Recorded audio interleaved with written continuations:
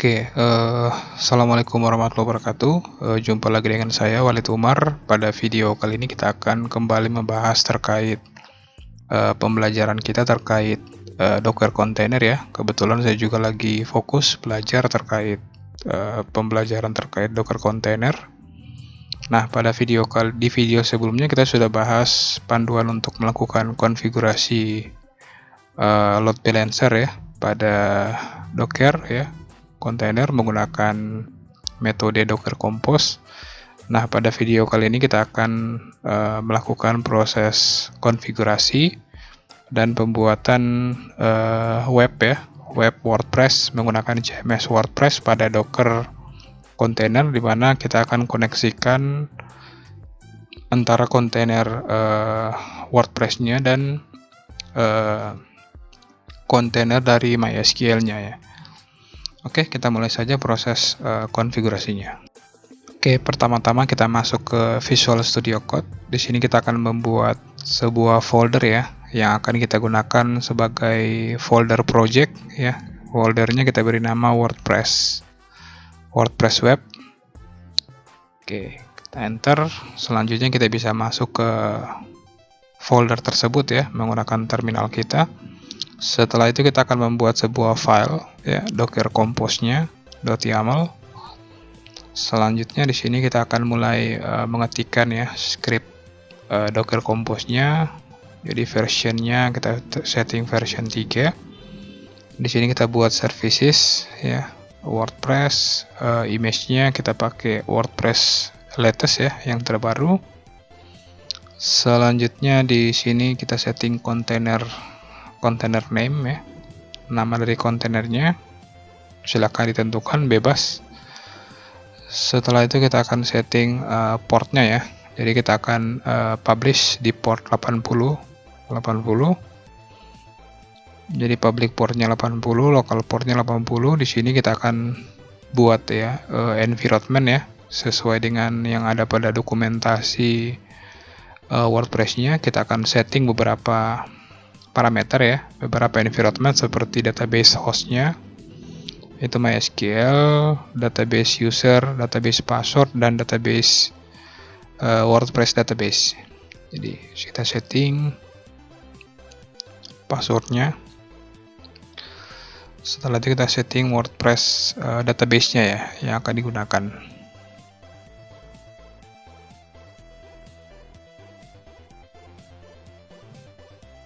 Oke, database name-nya kita setting. Di sini kita silakan ditentukan nama dari database-nya yang akan digunakan. Setelah itu kita akan buatkan volume ya, di mana kita volume ini bertujuan untuk melakukan agar kita dapat ketika kontainernya jalan, ketika kontainernya mati, isi dari file WordPress-nya itu tidak akan hilang ya. Jadi tetap bisa kita akses melalui directory project yang sudah kita buat. Selanjutnya kita buatkan juga kontainer untuk database-nya ya. Di sini kita gunakan image MySQL versi 5.7 dengan kontainer name-nya MySQL database. Setelah itu kita setting environment. Nah, di sini kita akan setting parameter environment dari MySQL-nya ya. Oke, MySQL underscore database-nya itu pastikan cocok dengan database yang di atas ya. Oke, pastikan cocok. Setelah itu MySQL password, MySQL root password ya. Jadi pastikan root passwordnya juga cocok dengan yang sudah kita definisikan di atas. Oke, sudah selesai. Kita setting juga ya, kita buatkan juga volume agar file database-nya dapat kita backup di komputer host kita ketika kita menghapus kontainernya ya, atau kontainernya tidak sengaja stop atau terhapus, kita tetap bisa mengakses file kita. Jadi kita mounting ke directory var lib MySQL. Di sini jangan lupa kita pastikan setting depends on-nya, jadi yang akan dijalankan terlebih dahulu adalah MySQL, selanjutnya dia akan dijalankan atau dieksekusi adalah WordPress-nya ya. Oke, kita mulai eksekusi menggunakan perintah berikut, docker compose up ya. Selanjutnya kita gunakan parameter min d untuk melakukan detach. Oke, saat ini Docker engine-nya sedang melakukan pull ya untuk image dari MySQL dan WordPress-nya. Jadi kita coba fast forward. Oke, kita coba fast forward karena proses pull-nya itu bergantung pada konektivitas internet ya yang kita gunakan. Oke, proses pull-nya sudah berhasil dan kita bisa lihat di sini kontainer kita sudah running ya, dan otomatis direktori volume binding volumenya sudah aktif juga ya untuk database dan WordPress-nya. Kita cek menggunakan docker compose min ps ya, docker compose ps, dan kita harusnya sekarang sudah bisa akses melalui web browser ya untuk melakukan proses instalasi dari WordPress-nya. Ya, sudah masuk ya.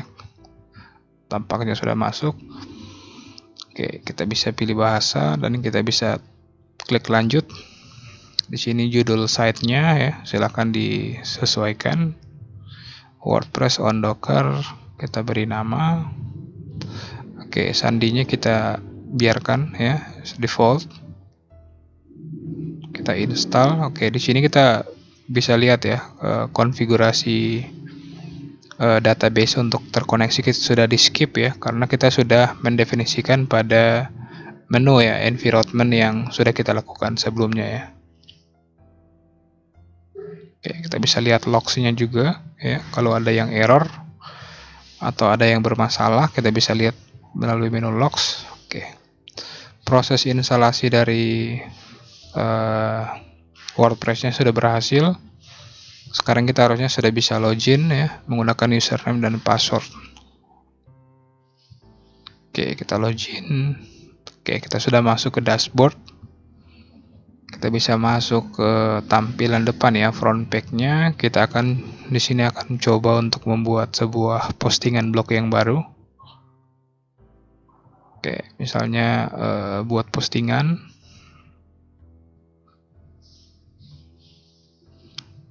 Oke, misalnya kita akan insert gambar ya. Kita akan coba insert gambar dari host kita. Oke, kita coba upload. Di sini kita bisa publish. Oke, sudah dipublish dan kita bisa tampilkan postnya ya.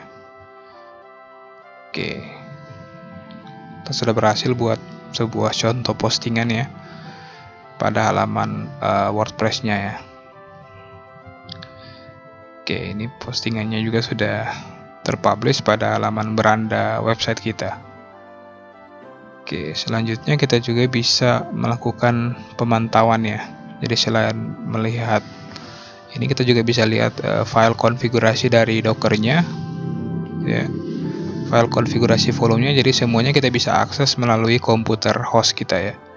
Jadi ada file webnya dan ada file database-nya ya.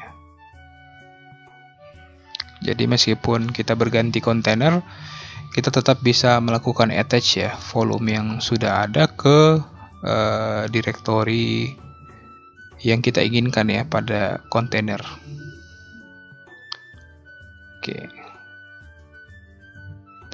Oke, selanjutnya kita juga bisa pantau statistik ya menggunakan docker compose stats ya untuk melihat statistik penggunaan ya RAM ya atau memori dan CPU, paket input dan output ya, network input dan output dan lain sebagainya. Kita bisa lihat kita sudah coba melakukan reload ya, dan CPU-nya juga kita bisa lihat ya penggunaan memori usage-nya ya, limitnya berapa, CPU-nya juga bisa kita lihat secara langsung. Oke, sekian video tutorial kali ini. Semoga apa yang saya sampaikan bermanfaat. Wassalamualaikum warahmatullahi wabarakatuh.